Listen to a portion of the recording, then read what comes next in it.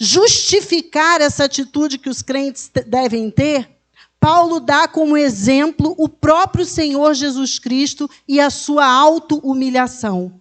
Os crentes devem fazer isso olhando para o seu Senhor, olhando para o exemplo de Jesus Cristo, que se humilhou a si mesmo. Quando nós vemos aí dos versículos 5 a 11 de Filipenses, Paulo vai falar primeiro da humilhação de Cristo e depois da sua exaltação. Ele começa conclamando, como eu disse, os crentes, sejam humildes, andem em humildade. Com base em quê? Com base na auto-humilhação do Senhor de vocês, do Senhor Jesus Cristo. Porque o Senhor Jesus Cristo se auto-humilhou. Ele mesmo se humilhou porque quis. Paulo diz que o Senhor Jesus Cristo não se apegou ao fato de ser Deus. Ele era Deus, mas ele não se apegou ao fato de ser Deus. Na encarnação, ele se auto-esvaziou. Em algumas traduções, nós vamos encontrar que ele se aniquilou, mas a palavra aí no original é se esvaziar. Jesus Cristo se esvaziou, e ele se esvaziou de quê? Das suas prerrogativas como Deus. Ele não se esvaziou, irmãos, da sua divindade, dos seus atributos divinos, mas ele se esvaziou das suas prerrogativas como Deus. Ele se tornou servo voluntariamente. Ele disse isso lá em Mateus. Nós encontramos Jesus dizendo que o Filho do Homem não veio para ser servido, mas ele veio para servir. Ele se tornou semelhante aos homens, como o nosso irmão muito bem falou aqui hoje de manhã. Ele se limitou, ele se restringiu. O Deus atemporal se limitou ao tempo, se limitou ao espaço, se auto-humilhou.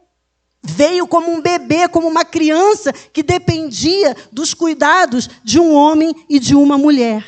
Ele se tornou semelhante aos homens, porém sem pecado. E, finalmente, teve uma morte das mais humilhantes que alguém poderia ter. Morreu como um amaldiçoado, ele teve morte de cruz. Por isso que o apóstolo Paulo, quando fala da humilhação de Cristo, aí dos versículos 5 ao 8, ele faz questão de dizer no versículo 8, e foi obediente até a morte.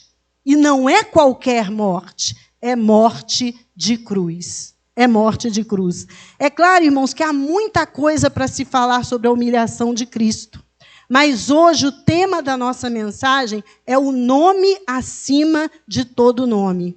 Então nós queremos falar da exaltação de Cristo, que é o que o apóstolo Paulo começa a descrever nesse versículo que nós lemos aqui inicialmente. Dos versículos 9 ao 11, ele descreve, então, a exaltação de Cristo, e é nisso que nós queremos nos deter, é sobre isso que nós queremos falar. Porque o apóstolo Paulo diz aí, por isso, ou seja, pelo fato de ele ter se esvaziado, pelo fato de ele ter se humilhado, ter se tornado semelhante aos homens, ter sido obediente, ter sido servo, por tudo isso, por ter tido uma morte humilhante na cruz, por isso, o apóstolo Paulo diz, Deus o exaltou à mais alta posição. A mais alta posição.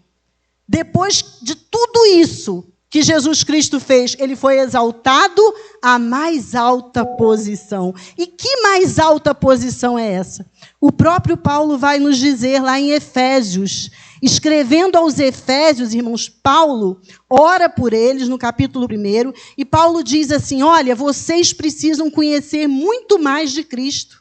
Vocês precisam conhecer o poder dele. Vocês precisam conhecer melhor a esperança que está reservada para vocês. Vocês precisam conhecer melhor a herança de vocês. Esse poder maravilhoso. E aí ele diz assim em Efésios 1:20. E esse poder que está à disposição dos crentes, Deus exerceu em Cristo, ressuscitando-o dos mortos e fazendo assentar-se à sua direita nas regiões celestiais.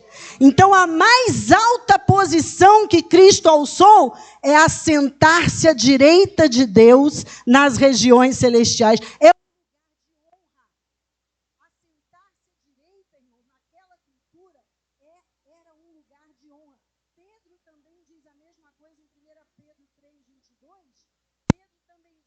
Jesus subiu ao céu e está assentado à direita de Deus.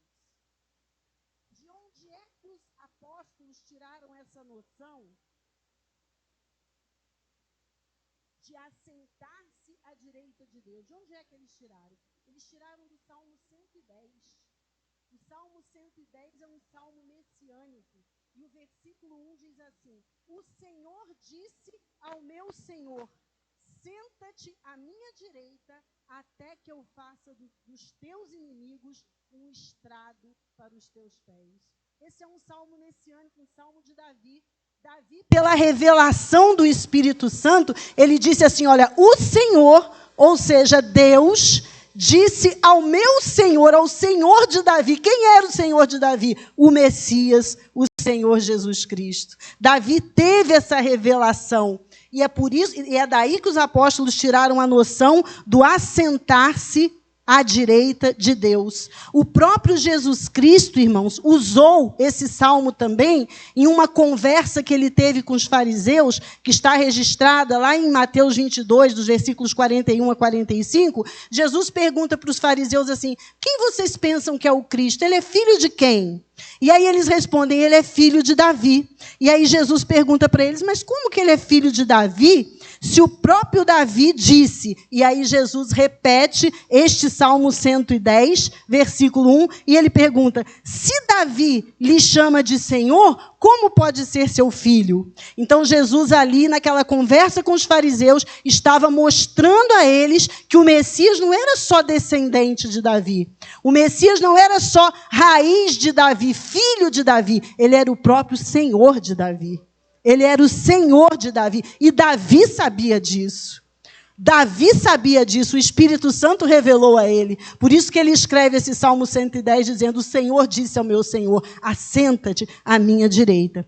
E finalmente, irmãos, Pedro, naquele famoso sermão, depois da descida do Espírito Santo no dia de Pentecostes, Pedro vai lá no Salmo 110, Pedro vai lá nesse salmo de novo, e ele também diz a mesma coisa lá em Atos 2, 32 a 36, e aqui eu vou ler com os irmãos. Olha só, Pedro disse assim, para aquelas pessoas que estavam ali assustadas, não sabiam o que estava acontecendo, né? Pedro disse assim, Deus ressuscitou este Jesus, e todos nós somos testemunha desse fato. Exaltado à direita de Deus, ele recebeu do Pai o Espírito Santo prometido e derramou o que vocês veem e ouvem. E agora vem a citação do Salmo 110. Pois Davi não subiu aos céus, diz Pedro. Davi não subiu aos céus, mas ele mesmo declarou, o Senhor disse ao meu Senhor, assente-se à minha direita, até que eu faça dos seus inimigos um estrado para os teus pés. E Pedro conclui dizendo, portanto, que todo Israel fique certo de que esse Jesus, a quem vocês crucificaram, Deus o fez Senhor e Cristo. Aleluia! Então, queridos, na ascensão, Cristo foi entronizado. O que é ser entronizado? É ocupar o trono. É ocupar uma posição de autoridade. Mas ele já não era rei e senhor? Antes de vir aqui à terra? Sim, ele já era senhor. Quando ele ora lá em João 17, no versículo 5, ele fala assim, Pai, glorifica-me com aquela glória que eu tinha contigo antes da fundação do mundo. Então Jesus já era glorificado, já era exaltado, ele já era rei, ele já era senhor. Mas, depois do sacrifício redentivo que ele realizou, depois da redenção realizada por Cristo, da obra redentora realizada por Cristo no Calvário, ele subiu aos céus para assumir agora uma nova posição. Não mais aquela posição que ele tinha, mas uma nova posição e uma posição de muito mais autoridade e poder.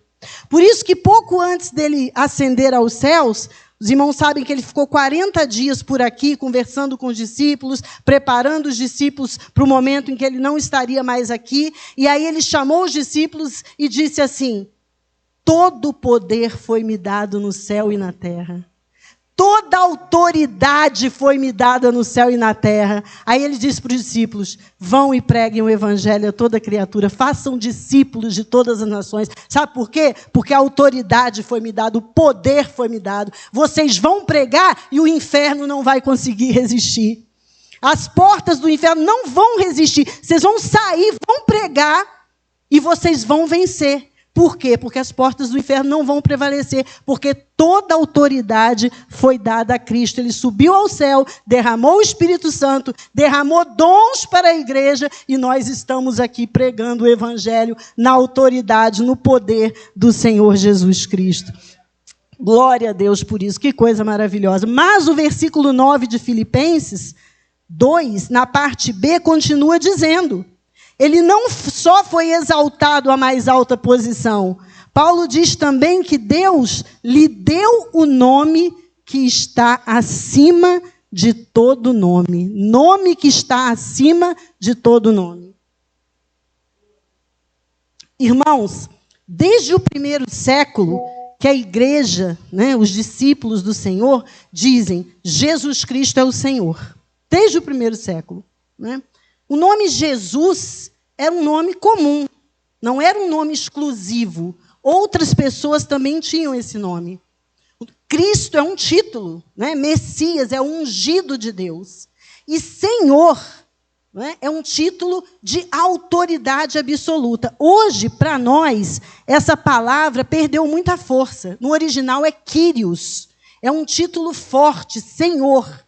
Hoje perdeu muita força porque na nossa cultura, em português, a gente chama Senhor, a gente chama de Senhor um monte de gente, não é verdade? É um pronome de tratamento. A gente chama assim pessoas mais velhas, a gente chama assim pessoas que têm um cargo de autoridade, a gente chama várias pessoas de Senhor. Mas no contexto, para aquela igreja do primeiro século, dizer que Jesus Cristo era Senhor era algo muito forte.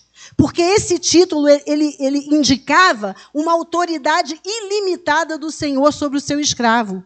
Esse título era usado para o imperador romano, para César, que era considerado uma autoridade, que era considerado praticamente divino. Então, enquanto os cristãos estavam dizendo que Jesus era Salvador, até aí Roma não se preocupava, estava tudo bem. Roma era um império pagão, tinha vários deuses, Várias nações subjugadas a eles tinham seus deuses, seus salvadores, e para eles não tinha problema, mais um, sempre era bem-vindo, mais um salvador. Não tinha problema, lá no panteão cabiam vários deuses. Mas quando os discípulos começaram a dizer que Jesus Cristo era Senhor, que ele tinha ressuscitado dentre os mortos e que ele era Kyrios, aí a coisa começou a ficar difícil. Aí a coisa começou a ficar complicada e Roma falou, peraí, ele ressuscitou, ele é Kyrios, então ele é Senhor até do imperador? E os cristãos falavam, sim, ele é Senhor de todas as coisas no céu e da terra, inclusive do imperador romano. E essa declaração, irmãos, de que Jesus Cristo era Senhor, levava à morte. E por isso nós sabemos a história, quantos dos nossos irmãos foram mortos, sacrificados ali no Coliseu romano, porque eles afirmavam que Jesus Cristo era Senhor, como nós hoje também, apesar da palavra Senhor bem enfraquecida, mas nós também afirmamos que Jesus Cristo é Senhor.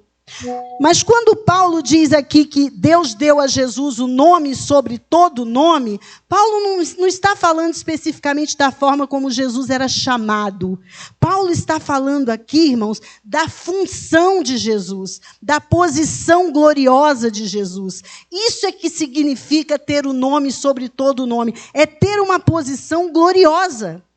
E mais uma vez, aos Efésios, Paulo vai explicar como é que é essa autoridade de Jesus, como é que é essa posição gloriosa de Jesus. Paulo diz assim em Efésios 1:21, que ele foi colocado muito acima de todo governo e autoridade, poder e domínio e de todo nome que se possa mencionar, não apenas nesta era, mas também na que há de vir.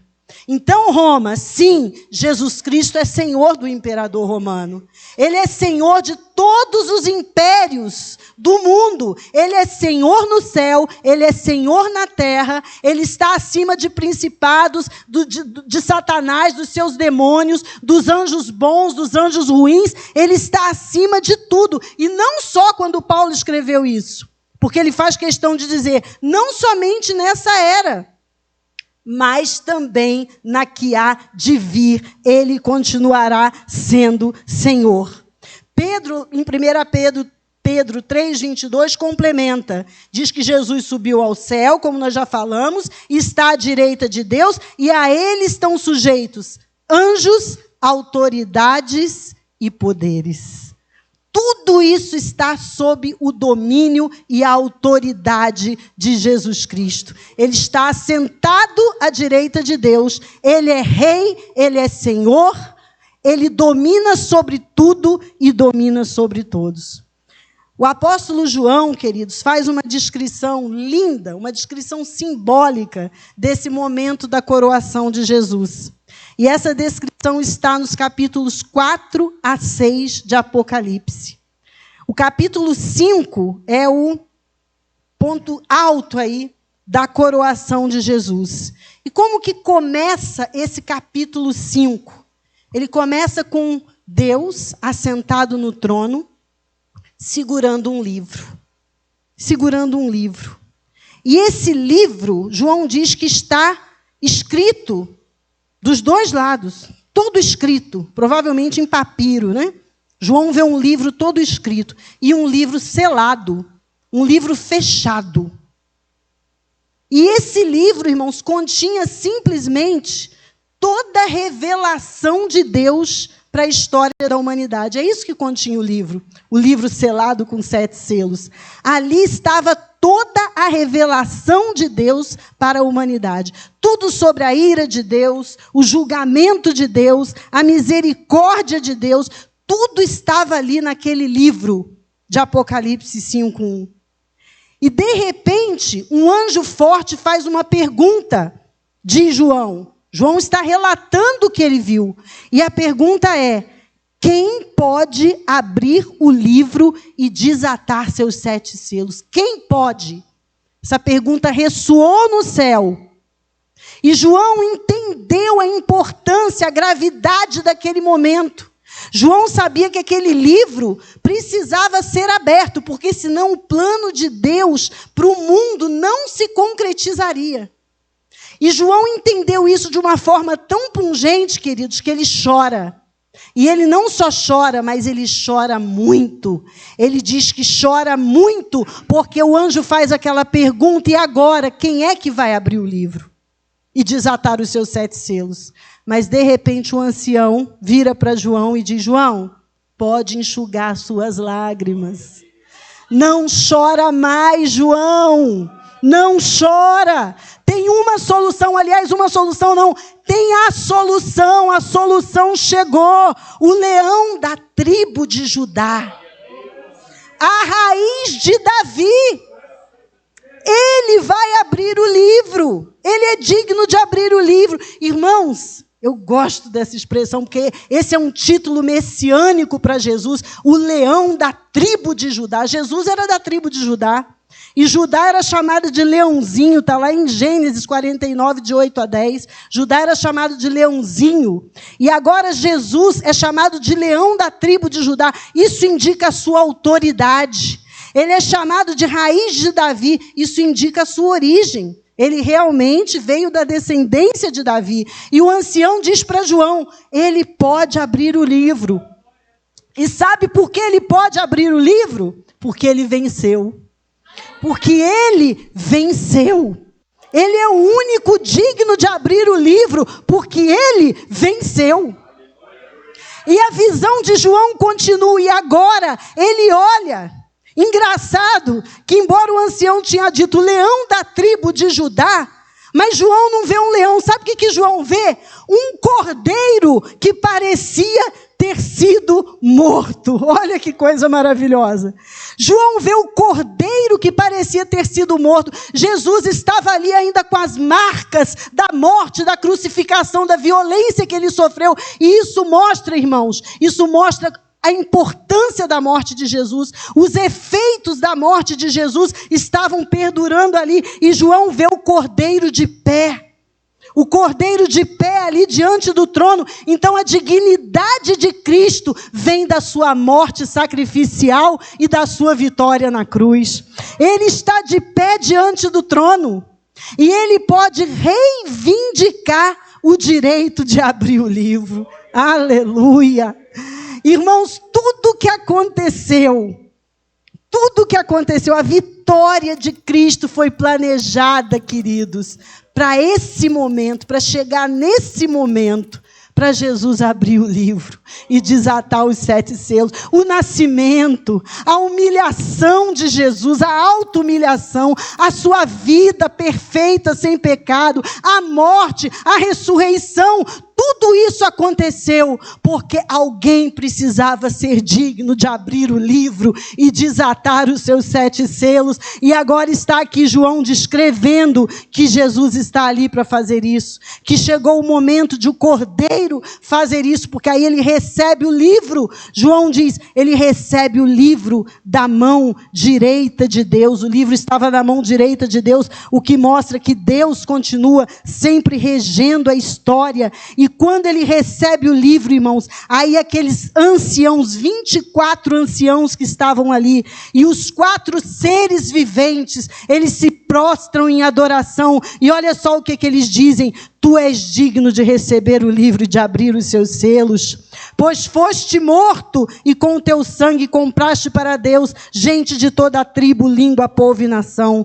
Tu os constituíste reino e sacerdotes para o nosso Deus, e eles reinarão sobre a terra.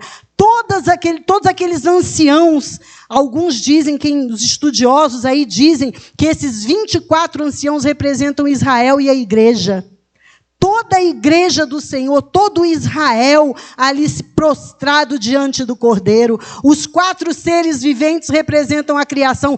Toda a criação também prostrada diante dele, dizendo: tu és digno, tu és digno. Aleluia, bendito seja o nome do Senhor. Então, queridos, o ato de tomar o livro, esse ato que João descreve, é simbolicamente o momento da ascensão de Cristo ao céu. De lá para cá o Senhor Jesus está reinando. Ele está reinando nesse momento. E ele reinará até colocar seus inimigos definitivamente debaixo de seus pés. Mas esse reino, irmãos, ele tem um aspecto futuro. Até aqui nós falamos do aspecto presente do reino, mas esse reino tem um aspecto futuro, porque nós lemos aí, como os irmãos viram, em Filipenses 9, vamos voltar lá agora um pouquinho, Filipenses 2, né? Filipenses 2, 10 e 11, nós vimos aí que Paulo fala algo que ainda não aconteceu. Diz assim, que Deus exaltou Jesus à mais alta posição, lhe deu o nome que está acima de todo nome. Versículo 10, para que ao nome de Jesus se dobre todo o joelho, nos céus, na terra e debaixo da terra, e toda língua confesse que Jesus Cristo é o Senhor, para a glória de Deus Pai. Queridos, hoje, Jesus já reina. Mas nós não vemos ainda a manifestação do reino de Deus em toda a sua amplitude. Nós não vemos isso. Nós não vemos o reino de Deus adentrando tudo, não é? Dominando sobre tudo. Claro que não. Nós vemos isso nas universidades, por exemplo? Não. Na política? De jeito nenhum. Nós vemos o reino de Deus hoje atuando na igreja. E não em todas as igrejas, porque tem igrejas aí que estão desviadas da verdade. Tem igrejas aí que aceitam pecados terríveis, que não disciplinam, estão desviadas da verdade. Continuam lá se reunindo, são associações. mas estão desviadas da verdade do Evangelho. Nós vemos Cristo reinando, queridos, na igreja verdadeira, na vida dos crentes, mas não na vida do mundo inteiro. E isso, irmãos, acontece porque esse reino, ele tem um aspecto futuro. Ele já é, mas ainda não. É aquela velha história, né? Já e ainda não. Jesus já reina, mas esse reino ainda não se concretizou em toda a sua plenitude. Olha que coisa interessante que o próprio Jesus vai explicar lá em João 8:36, né? Jesus está diante de Pilatos, e Pilatos pergunta a ele se ele é rei, e Jesus diz: sim, eu sou rei, mas o meu reino não é desse mundo. Se fosse, os meus servos lutariam para impedir que os judeus me prendessem. Agora vem, olha que coisa interessante, mas agora o meu reino não é daqui. Agora o meu reino não é daqui. O que significa isso? Um dia vai ser. Um dia vai ser. Naquele momento, o reino de Jesus era um reino celestial, na vida dos crentes, dos servos. Mas ele disse, agora não é daqui, um dia será. Um dia será. Hebreus, o escritor aos Hebreus também explica isso, lá em Hebreus 2:8. Ele diz assim, tudo sujeitaste debaixo dos seus pés. Está falando que Deus sujeitou tudo aos pés do Senhor Jesus. Ao lhe sujeitar todas as coisas, nada deixou que não lhe estivesse sujeito. Agora, porém, ainda não vemos que todas as coisas lhe estejam sujeitas. Perceberam? Isso é muito claro. O reino de Jesus é um reino celestial que já está em atuação no mundo, por meio dos crentes, por meio da igreja, mas ainda não invadiu esse mundo de forma completa, de forma plena. 1 Coríntios 15:24-26, olha só o que diz aí, irmãos. Os inimigos já foram vencidos, sim. Jesus já venceu os seus inimigos na cruz, mas eles ainda não foram completamente banidos. Não foram completamente banidos. Olha o que diz lá 1 Coríntios 15:24-26. Então virá o fim, quando ele entregar o reino a Deus, o Pai, depois de ter destruído todo domínio, autoridade e poder. Pois é necessário que ele reine até que todos os seus inimigos sejam postos debaixo de seus pés. O último inimigo a ser destruído é a morte. Paulo está explicando aqui.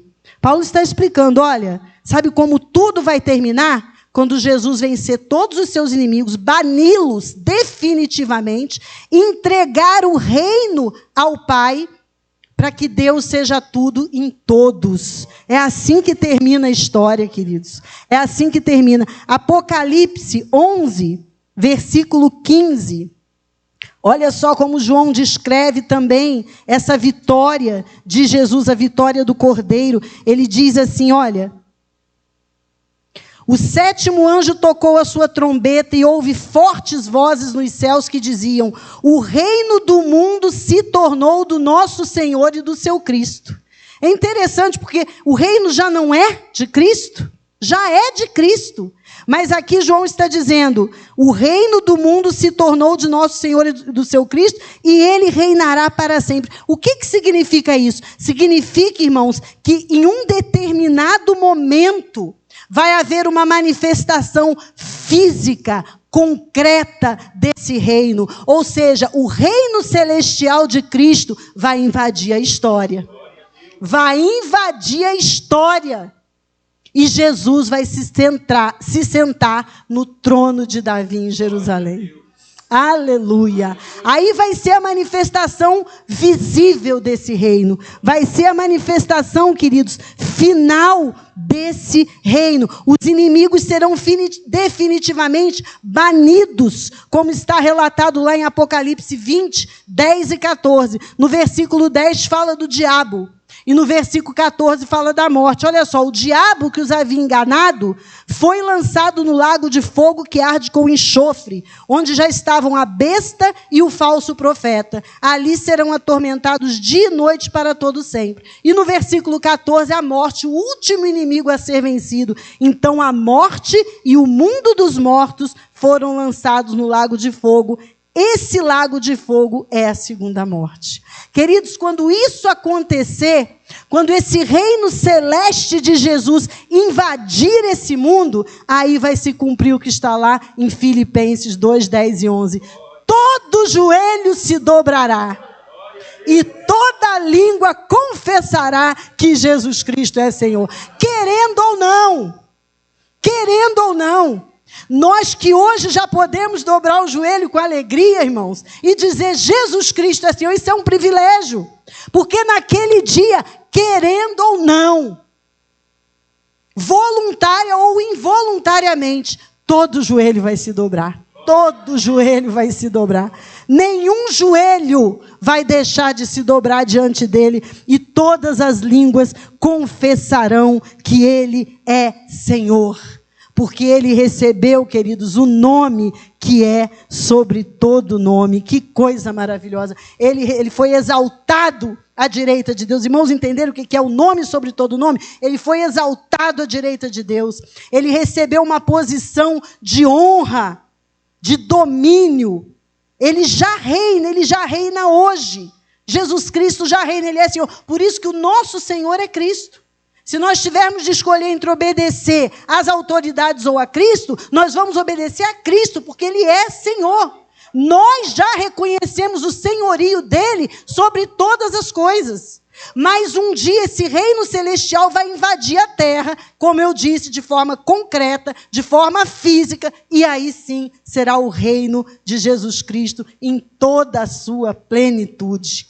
Que coisa maravilhosa! Em toda a sua glória, em todo o seu poder. Queridos, já caminhando para o fim dessa mensagem, eu quero trazer aqui algumas aplicações para os irmãos. Em primeiro lugar, este é o teu Deus.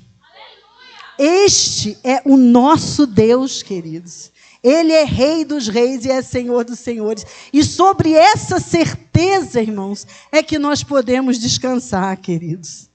É sobre essa certeza que nós podemos descansar. Porque eu posso perder o controle, a situação pode ficar terrível, mas ele não perde o controle, ele continua sentado no trono. Ele continua sentado no trono, dominando sobre tudo.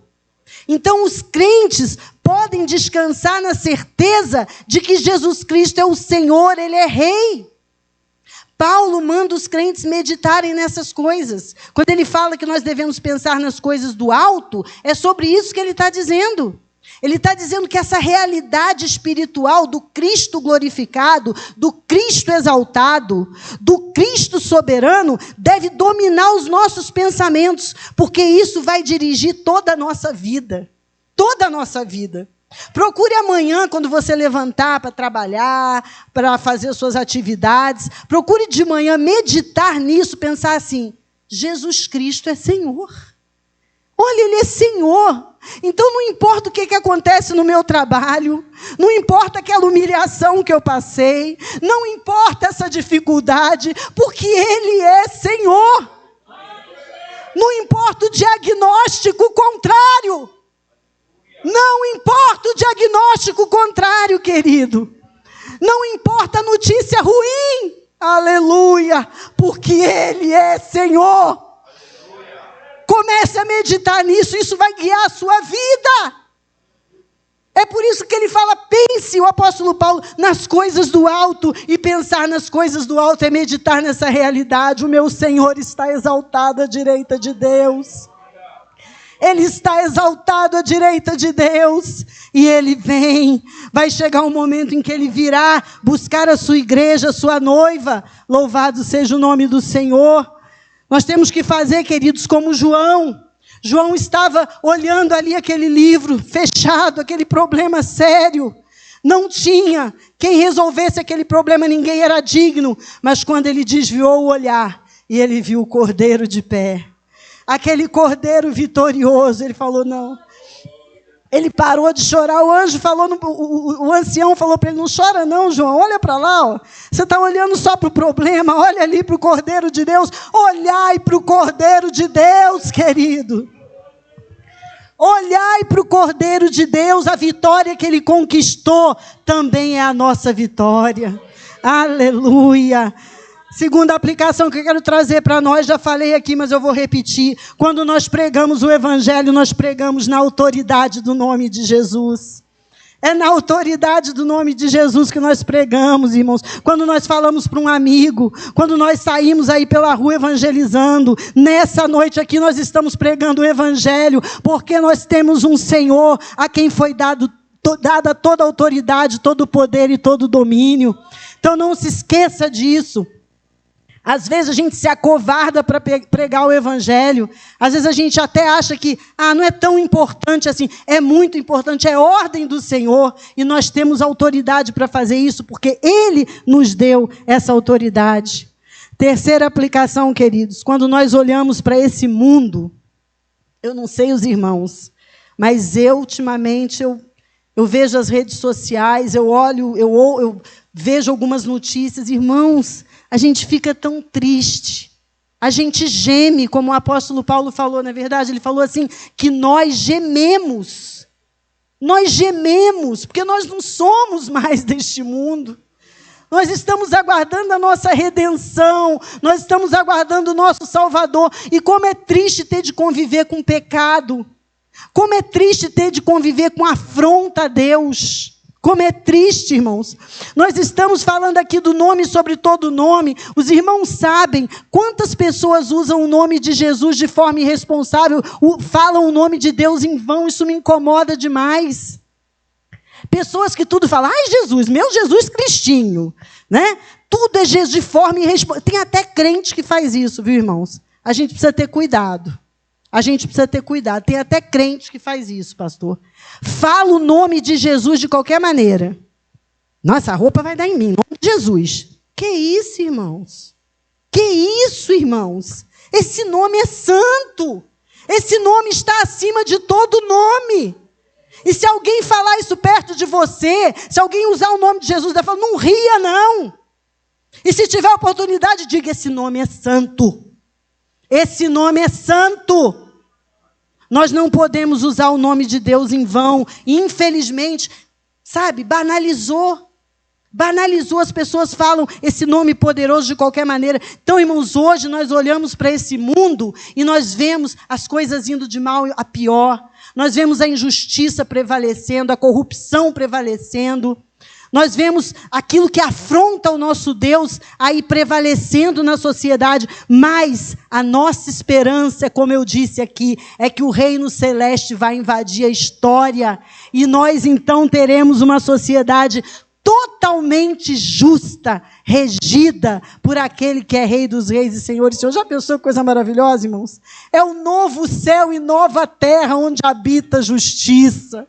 Lá nós não vamos ver, crianças sendo maltratadas, sendo abusadas. Lá nós não vamos ver, irmãos, as coisas terríveis que nós vemos neste mundo, porque lá Deus já terá destruído todos os seus inimigos, todos aqueles que são contrários a Ele serão destruídos e Ele reinará eternamente. Aleluia, numa sociedade justa e que glorifica o seu santo nome. E finalmente, queridos, última aplicação, adoremos o Cordeiro. Amém? Adoremos o Cordeiro. O Cordeiro de Deus que tira o pecado do mundo, aquele Cordeiro que estava lá diante do trono. Aquela imagem impactante que João descreveu. Imagina só Jesus ali, queridos. Pense nisso e adore o Cordeiro de Deus. Ofereça sua adoração, seu louvor ao Senhor, porque Ele abriu o livro e por isso nós estamos aqui, recebemos essa salvação tão gloriosa, porque Jesus venceu. Aleluia. E assim, irmãos, eu termino essa mensagem suplicando ao Senhor que Ele fale muito mais aos corações dos irmãos. Que você leve essa palavra para casa, que você fique pensando no Cordeiro de Deus, na vitória, naquilo tudo que o Senhor tem reservado para você, que isso ocupe a sua mente e que você saiba que a vitória que Ele conquistou é a sua vitória. Amém? Que Deus nos abençoe, em nome de Jesus.